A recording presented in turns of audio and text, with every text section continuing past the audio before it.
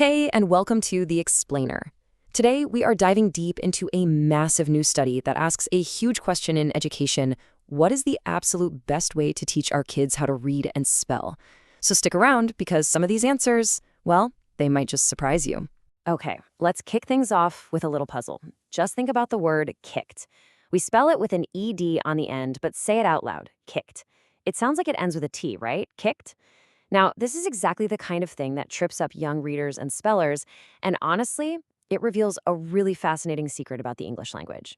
So here's the secret. English spelling isn't just about sounds. It's something linguists call morphophonemic. I know it's a mouthful, but the idea is actually pretty simple. It just means our spelling system represents two things at once, sounds and meaning. That ED in words like kicked and hated is spelled the same even though it sounds different because it signals the exact same meaning that something happened in the past. And this brings us right to the star of today's explainer, morphology. All this is, really, is the study of word parts. You know, the building blocks like prefixes, suffixes, and roots that carry all that meaning. That ED we were just talking about, that's a morpheme. And this idea leads to a really powerful approach for teaching. So the theory is pretty straightforward. It goes like this. If we teach kids the logic of these word parts, we could basically hand them a master key, a key to unlock the meaning and the spelling of not just a few words, but potentially thousands of them. I mean, if you learn that the root dict means to say, suddenly words like predict, dictate, and dictionary all start to make sense. It sounds like a literacy superpower, doesn't it? But here is the million-dollar question, right? Does it actually work? I mean, does teaching morphology in a classroom really make kids better readers and spellers? For years, this has been a really hot debate among educators and researchers, and the findings have been all over the place. And that's exactly why we needed a big, definitive investigation. So how do you finally get a clear answer on something this debated? Well, you do what these researchers did. You run a massive, brand new meta-analysis, which was just published in late 2024. And this isn't just one study. It's what's known as a study of studies, which is really the gold standard for figuring out what all the research put together actually tells us. Here's a great way to think about it. A single study is kind of like the evidence you find at one crime scene. But a meta-analysis, that's like gathering up the evidence from dozens of different scenes, so you can finally step back and see the bigger pattern. It combines all the results from a bunch of smaller studies to get a much, much more reliable answer. So, to kick things off, the researchers cast this absolutely massive net. Their first search pulled in a staggering 5,202 potentially relevant studies. Seriously, just try to picture a mountain of research papers. That's what they were starting with. But you know, it's all about quality, not quantity. So to make sure they were only looking at the most rock-solid evidence, they used this super strict screening process. And after all that sifting, that entire mountain of over 5,000 studies got whittled down to just 28. 28 high-quality studies made the final cut, which really tells you how high the bar was for this investigation.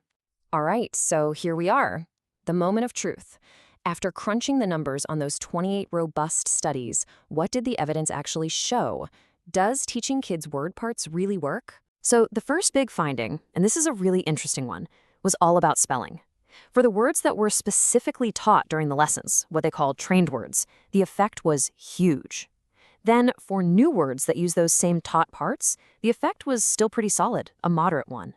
So kids got way better at spelling the words they practiced, and they could even apply that skill to new words. And this gets us to this really crucial idea of transfer. You know, did the skills actually carry over? When it came to spelling, yep, a clear yes. Kids could spell new words they hadn't been taught. But for reading, well, the evidence just wasn't there. There was no clear sign that students got any better at reading new, untrained words. So that magic transfer happened for spelling, but not so much for reading. Okay, so let's zoom out. What's the big picture here? Well, when the researchers looked at the overall effects on general spelling and reading skills, they found they were small to moderate. But the most surprising finding, maybe of the whole study, was about reading comprehension. Get this, they found no clear evidence of any improvement. And wow, that is a huge finding. But look, with any major study like this one, the devil is always in the details. The headlines are one thing, but it's in the nuances, the fine print where we find the real gold, the most valuable lessons for teachers and parents. You know, it's really important that the researchers themselves flagged a huge caveat here. They said the evidence had, and I'm quoting, large amounts of heterogeneity and imprecision. That's just a fancy way of saying that all 28 studies they looked at were really different from each other. They used different methods, different amounts of teaching, and that makes it tricky to draw one simple, firm conclusion. And this might be one of the most important takeaways of the whole thing. When you put morphology instruction up against just regular classroom stuff, what they call business as usual, it did show a positive effect. But, and this is a big but, when you compared it to another focused type of teaching, like a good phonics program, that extra benefit pretty much disappeared. It was close to zero. So it's better than nothing, but there's no clear evidence it's better than other good literacy instruction. So what were the things that actually seemed to move the needle? A few things stood out. First up, dosage. More time seemed to equal better results. The programs that went on for over 20 hours had the biggest effects. Second, who's doing the teaching? Lessons taught by the actual researchers tended to get stronger results. And third, a really tricky one, what you're actually measuring. The improvements looked biggest on tests the researchers designed themselves, but were much smaller on those big standardized tests. Okay, so let's boil all of this down. What should parents and teachers actually do with this information? Well, first, the evidence says you should definitely include morphology in your teaching. But, and this is key, you've got to know that its real power is laser focused on the specific words and word parts you directly teach. That means choosing high-impact prefixes, suffixes, and roots is absolutely critical. And finally, remember that it helps kids spell new words, but don't expect it to be a magic bullet that improves all their reading skills overnight. And that, of course, leaves us with one last really practical question. If the secret sauce is that direct teaching, then the whole game becomes about choosing the right word parts. So how do we figure out which prefixes, suffixes, and roots are going to give our kids the most leverage, the most bang for their buck, unlodging the greatest number of words? Well, that's the next frontier. Thanks for joining The Explainer.